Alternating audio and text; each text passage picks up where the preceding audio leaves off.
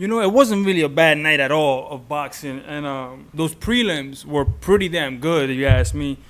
If you didn't buy the pay-per-view, you actually got a good prelim set up there. So shout out to those guys in the prelims. You really did your thing. I appreciate the effort. Before we get into the Belanga thing, I want to do two things. One, if you're new here, thank you for stopping in. Consider subscribing. If you're an older subscriber, thank you for returning. It helps out the channel, and you're helping me grow this little community out, little by little. All right, so two things. Danny Garcia, you're done. Thank you. You were a pillar. You were one of the kings at that era. But you did the grave mistake that all elite fighters do when they step out of the ring in their older age for a very long time, is that you went straight in. Even though that's an older champion, he's an active champion, and you were not, and you've been in wars, you should have took a really, really light tune-up and then another light tune-up and then gone up and see what you can do. And a light hit knocked you out, basically. We've seen you get hit with worse and not go down, so this is a sign. Like your father knew it. He looked at you and knew. So go ahead, man, retire, your barbershop and everything that you got going on.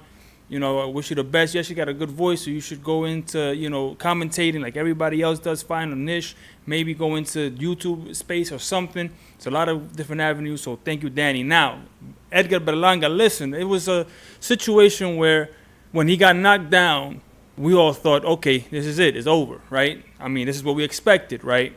He got hit damn hard. And it was like we thought. If he tried to box, that was what's going to happen. If he tried to brawl, that was what's probably going to happen. So either way they did, but there's two things that Berlanga did that surprised the hell out of me. One was when he got up, he didn't choose to run. He fought Canelo. He fought him. I mean, he said, nah, if I'm going to go out, this is the way I'm going to go out. And I did not expect that at all, to be honest with you. Berlanga, up to the fight, I thought he really believed that he could win. But after he got knocked down, I didn't believe that he thought he could really win. And then another thing he showed was that he wasn't afraid to stay in the pocket with Canelo. He literally stood there for 12 rounds. But he stood there responsibly, which was what made me think of this title. He's a responsible fighter. I really didn't know that, right? He kept his right hand up. He kept his guard up. He stuck to his game plan he said he was going to stick to, which was jabbing the Canelo to keep him off balance. And he did that. He actually was keeping Canelo off balance a little bit, was catching him in spots. I mean, he had good moments, not great moments, but good moments. And you could see Berlanga get better as the fight got on, like he was learning. Like, okay, that didn't work, so I'm going to do this instead. That didn't work, I'm going to do this instead. He did not do a Charlo, who was an undisputed champ. And once he got knocked down, he retreated.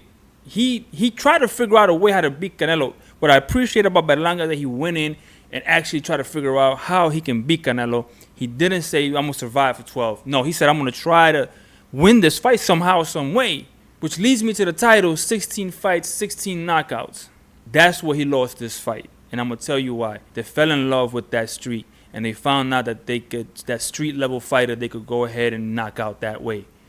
And they said, this is going to be the way we're going to rock.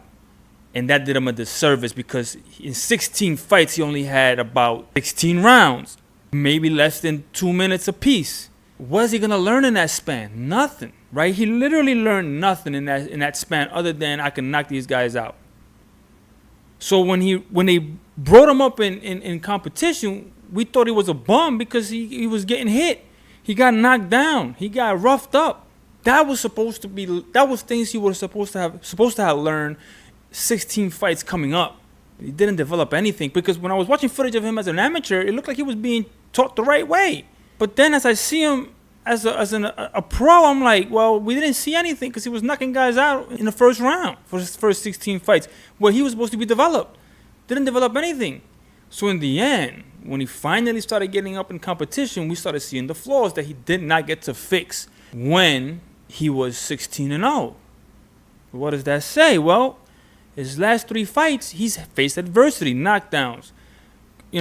He's tried to bite people. He gets frustrated because he didn't learn that along the way. And his third step up happens to be the legend, Canelo Álvarez. So Canelo took him to school. He literally, I think Canelo in some ways, and I'm going to give some credit to Belanga, he did make it 12. But I think in some ways Canelo was kind of carrying that fight a little bit too. And I believe, and Canelo did something that I appreciate because Floyd Mayweather did it for him. When Floyd beat him decisively, he said, that man's going to be a champ. I just told him, you're going to be a great champ. You're going to be a great champ. Don't worry. Keep your head up. You're going to be great. And the loss to Floyd was a worse loss than Belanga to Canelo. So when Canelo gave him the props, he said, listen, keep your head up. Get in the gym. Work. Do your thing. You're going to be a champ. You're going to be a champ, but only if you put in the work. Put in the work. So now Belanga just has to go back to the drawing board and say, oh, how do I get the team around me to help me put in this work? And I think now he should be better. We're going to see.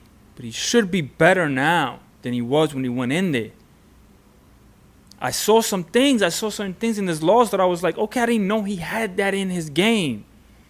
I don't think Belanga knew he had it in his game.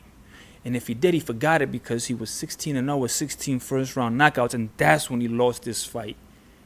I'm not saying he would have won or beat Canelo if he had developed in those 16 fights, but I pretty much bet that it would have been a slightly different fight, a better fight, maybe a closer fight had he been developed properly in the first 16 rather than just go out and get the knockout. Kind of like, we want to compare him to Mike Tyson a little bit, but that's not fair because Mike Tyson, you could see he was fundamentally sound. He just had that. He was trained with it, kept it, and showed it when he needed it. But Belanga didn't do that, and that's why I think he regressed. And I think now in his last 3 fights, going into his 4th fight, I think he's going to come out and he's going to do his thing. I think if he gets the Caleb Plant fight, I think that fight he wins because Caleb Plant in spots didn't look all that good against McCombie. It looks like he's on his way out. Like his prime is shifting. So it's a good time to catch Plant, I believe. If Berlanga puts in the work in the gym, gets the proper sparring, I think he's might be a problem. I'm not going to say he's going to be elite. That is still out. But if he puts in the work, he could be a problem for a lot of people. Let me know in the comments down below. Do you think that Berlanga got better that night? You think in that loss he got better? You think the words of encouragement of Canelo carry weight and he'll make him change some things in his camp for him to rise to the occasion? Or do you think that Berlanga is just going to be Berlanga and he's never going to be elite? Let me know in the comments down below, and I'll see you in the next video. And I'm out. Peace.